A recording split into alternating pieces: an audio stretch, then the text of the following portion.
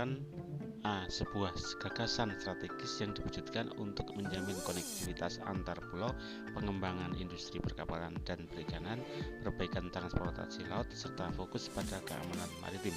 B. Sebuah gagasan strategis yang tidak diwujudkan untuk menjamin konektivitas antar pulau, pengembangan industri perkapalan dan perikanan, perbaikan transportasi laut, serta fokus pada keamanan maritim. C. Sebuah gagasan strategis yang hanya diwujudkan untuk menjamin konektivitas antar pulau dan pengembangan industri perkapalan. D. Sebuah gagasan strategis yang hanya diwujudkan untuk menjamin konektivitas antar pulau, perbaikan transportasi laut, serta fokus pada keamanan maritim. E. Sebuah gagasan strategis yang hanya diwujudkan untuk menjamin konektivitas antar pulau, perbaikan transportasi laut, serta fokus pada keamanan maritim. Jawaban A. Indonesia memiliki letak yang strategis karena A. Memiliki tanah yang subur, B. Memiliki 3 daerah waktu, C. Berada pada 3 pertemuan lempeng dunia, D. Memiliki 2 musim penghujan dan kemarau, E. Terletak di antara 2 samudera dan 2 benua. Jawaban E.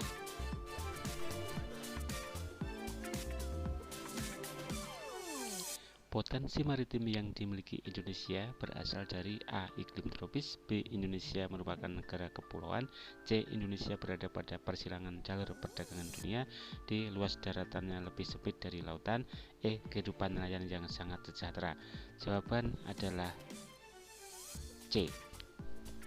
Sebagai salah satu negara kepulauan terbesar di dunia, Indonesia A. Memiliki potensi kecil menjadi poros maritim dunia, B. Memiliki potensi besar menjadi poros maritim dunia, C. Tidak memiliki potensi besar menjadi poros maritim dunia, D. Kurang memiliki potensi menjadi poros maritim dunia, E. Telah menjadi poros maritim dunia.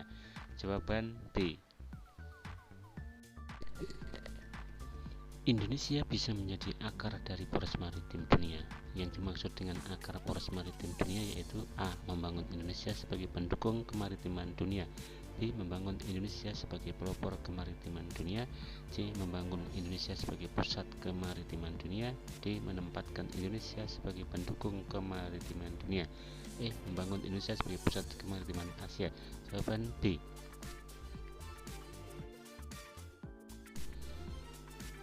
Indonesia terletak di antara benua Asia dan Australia serta antara Samudra Pasifik dan Samudra Hindia. Hal ini merupakan letak A. Geologis, B. Geopolitis, C. Astronomis, D. Geografis, E. Sosiologis. Jawaban D. Salah satu pengaruh letak astronomis Indonesia terhadap iklim adalah A. Tersedianya jenis batuan alpina, B. Indonesia memiliki 3 daerah waktu, C. Indonesia menjadi jalur lalu lintas perdagangan dunia, D. Adanya bermacam-macam jenis tumbuhan tropis, E. Indonesia memiliki curah hujan yang tinggi.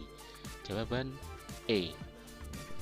Daratan dan lautan Indonesia luasnya mencapai 5.193.250 km persegi. Hal ini menempatkan Indonesia sebagai negara terluas di dunia nomor A3, B4, C5, D6, E7. Jawaban E. Sebelah timur, Indonesia berbatasan dengan negara A. Filipina, B. Malaysia, C. Papua New Guinea, D. Australia, E. Selandia Baru. Jawaban C. Wilayah daratan Indonesia memiliki karakteristik tersendiri, yaitu A. Terbentuk oleh dataran tinggi, dataran rendah, dan pantai, B. Terbentuk oleh dataran tinggi dan dataran rendah saja, C. Terbentuk oleh dataran tinggi dan pantai saja, D. Terbentuk oleh dataran rendah dan pantai saja, E. Terbentuk oleh pegunungan dan pantai saja. Jawaban A. Batas laut teritorial adalah suatu batas laut yang ditarik dari sebuah garis dasar dengan jarak titik-titik ke arah laut. A. 12 mil, B. 13 mil, C. 14 mil, D. 15 mil, E. 16 mil. Jawaban A. Zona ekonomi eksklusif adalah wilayah laut sejauh titik-titik dari pulau terluar saat air surut.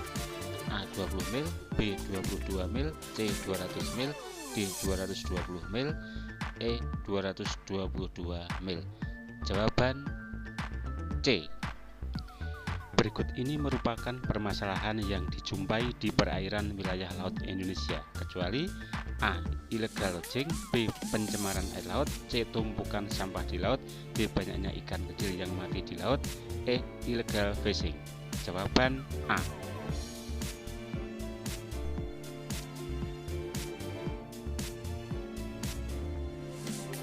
Transportasi merupakan suatu usaha untuk A. Mengatur, menggerakkan, mengangkut, atau mengalihkan orang atau barang dari suatu tempat ke tempat lain. B. Memindahkan, menggerakkan, mengangkut, atau mengalihkan kendaraan dari suatu tempat ke tempat lain. C. Mengatur, menggerakkan, mengangkut, atau mengalihkan kendaraan atau barang dari suatu tempat ke tempat lain. D. Memindahkan, menggerakkan, mengangkut, atau mengalihkan barang dari suatu tempat ke tempat lain. E. Memindahkan, menggerakkan, mengangkut, atau mengalihkan orang atau barang dari suatu tempat ke tempat lain. Jawaban E. Panjang garis pantai Indonesia adalah A. 71.000 km, B. 81.000 km, C. 91.000 km, D. 101.000 km, E. 111.000 km. Jawaban C. Faktor yang tidak memengaruhi persebaran flora fauna adalah A. Cuaca dan iklim, B. Kelembaban udara, C. Angin, D. Biotik, E. Tenaga eksogen. Jawaban E.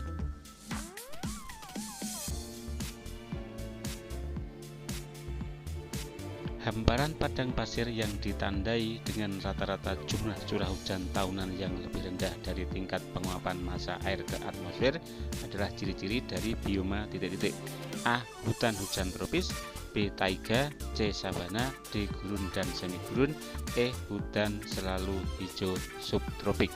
Jawaban D. Persebaran flora fauna di Indonesia dibagi berdasarkan pengamatan yang dilakukan oleh beberapa ahli zoolog. Pembagian hewan tipe asiatis dibatasi oleh garis Wallace, sebuah garis khayal utara selatan yang terletak di antara titik-titik dan di antara titik-titik. A. Sumatera dan Jawa, Bali dan Lombok. B. Kalimantan dan Sulawesi, Bali dan Lombok. C. Kalimantan dan Sulawesi, Maluku dan Papua. D. Sumatera dan Jawa, Maluku dan Papua. E. Bali dan Lombok, Maluku dan Papua. Jawaban E.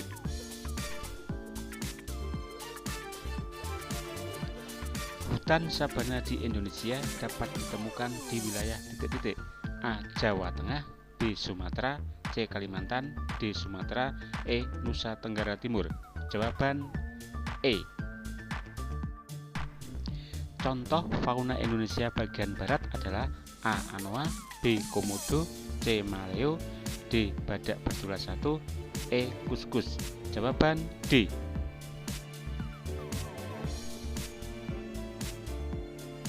Tipe vegetasi yang dapat ditemukan di wilayah Sumatera antara lain titik-titik.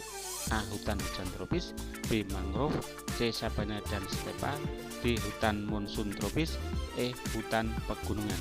Jawaban A. Contoh fauna yang terancam punah adalah titik-titik.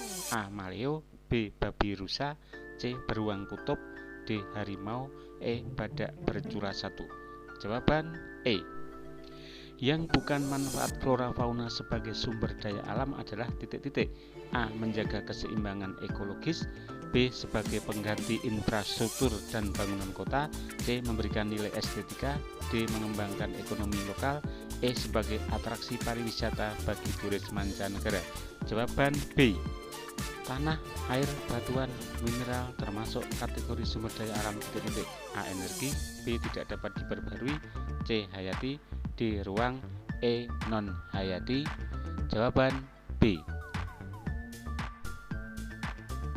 Contoh sumber daya alam yang tidak dapat diperbarui adalah titik-titik. A. Pohon jati, B. Udang, C. Mineral logam, D. Sinar matahari, E. Padi.